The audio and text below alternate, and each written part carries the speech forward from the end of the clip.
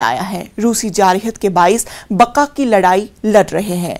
Ukraine को फौजी और इंसानी इमदाद फराहम करने के लिए अमरीकी कांग्रेस ने 14 बिलियन का बजट मंजूर कर लिया है। वहीं अमरीका की नायब सदर हैरिस ने यूक्रेन पर रूस के हमले से बेघर होने वालों के लिए $50 मिलियन से ज्यादा इमदाद का ऐलान किया। नायब सदर ने वारसा पोलैंड के दौरे के दौरान इंसानी बुनियाद पर मदद की फराहमी का ऐलान किया कि अमरीकी एजेंसी बराहे बैनुल अक़वामी तरक्की के जरिए तकरीबन $53 मिलियन फराहम करेगा।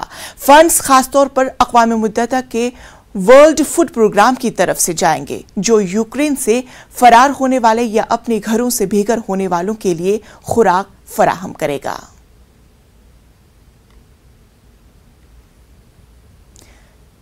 पंजाब में आप के वज़ारत आला के ओहदे के उम्मीदवार भगवंत मान आज पहुंच रहे हैं।